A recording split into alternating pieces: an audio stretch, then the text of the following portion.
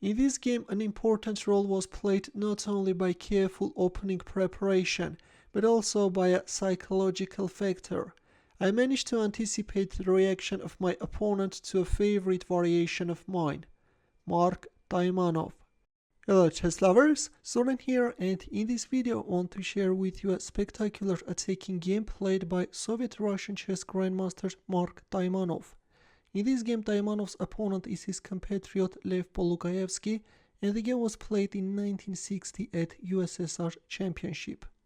Taimanov had white pieces and he opened up with d4, to which Polugaevsky answered with d5. c4, Queen's Gambit is on the board, d takes c4, Queen's Gambit accepted, Knight f3, Knight f6, Queen a4 check. As you know, in here e3 and Knight c3 are considered to be the main moves, and this Queen a4 is a somewhat offbeat line. Polugaevsky was a strong theoretician, and by choosing this line, Taimanov wants to surprise him, and he really hopes that his home preparation would help him. Knight Bd7. In return, Black is choosing a somewhat passive defense. Modern theory recommends c6, but in his book Taimanov suggests Knight c6, which is also a decent move. If Queen takes c4, then Bishop f5.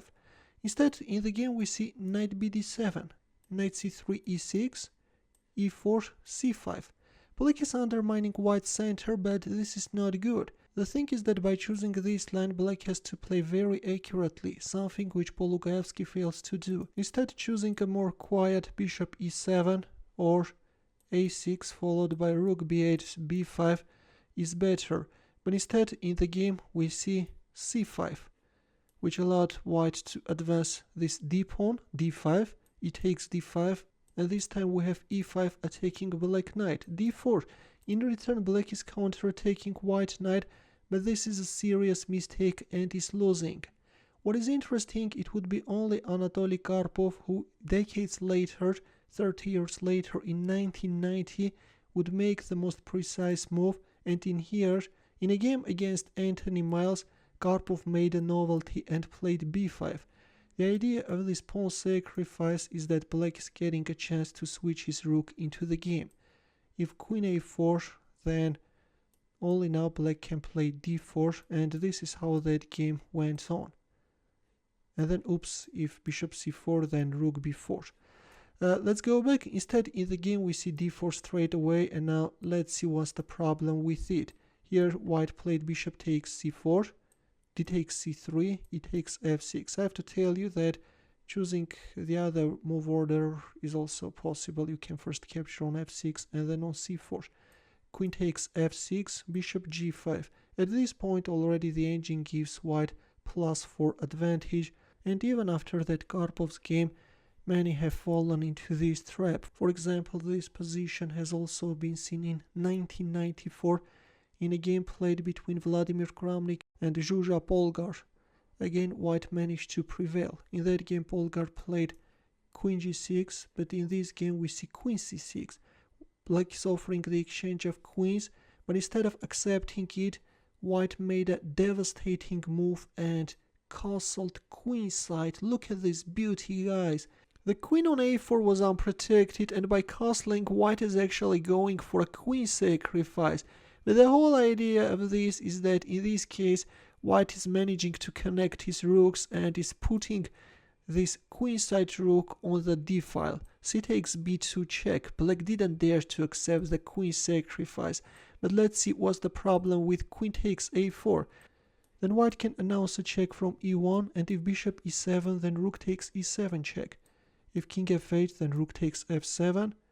If king g8, then rook takes d7, discovered check. Now if king f8, then rook d8 check with a mate to follow.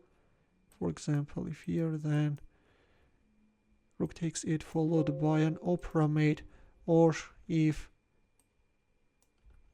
in here, if queen takes c4, then rook d8 check, and then knight e5 check. What is interesting, this position had been seen in a game played in 1934.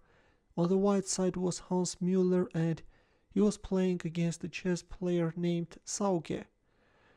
Black is losing his queen and the game is over. Let's go back. In the game, we see c takes b2 check and king takes b2. Although using this pawn as a shield and hiding on b1 is also possible.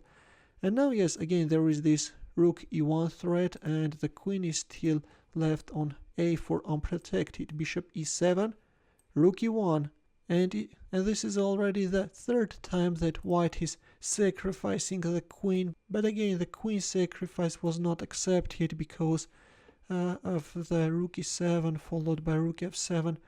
That combination we have already seen. After f6, it was in here that finally, instead of a queen sacrifice, white attacked black queen. Queen b6. Well, if queen c7, then bishop f4 can follow. Yeah, if here, then bishop takes d6. Let's go back in the game. Queen b6 was played. Black pinned white bishop and king c1. Already we have a nice target. F takes g5, and in return we have bishop takes d7 check. King f8. Of course, recapturing could allow white to switch his queen. In here, please pause the video and try to find white's next move. Let's remove the arrows and leave you with a very pleasant task. Can you find that winning move for white? Ready? In here, Taimanov landed another heavy punch and he went for an exchange sacrifice. Finally, he's removing that dark squared bishop, which was covering white king. King d8, bishop f5, discovered check, king c7, another check. Yeah, this exposed king has no way out. Rook d6 check, king b5, and finally after queen b2 check, resignation followed. If king a5, then queen a3 check, and then white can also sacrifice the knight. If bishop d3 check, then c4 can follow. That's why it's good to lure away this pawn and then announce a checkmate with a bishop. That's why after queen b2 check, resignation followed. That's really very surprising, right? That Taimanov managed to catch his opponent, such a strong theoretician, in the opening and turned this encounter into a chess miniature. Here is what Taimanov writes in his book. An excellent illustration of the saying, knowledge is light, ignorance is darkness. In the end, a chess puzzle for you where the task is to find the winning line for white. As usual, we'll wait for your answer in the comment section. Feel free to check out my early uploads as well. We'll see you in my next video. Take care.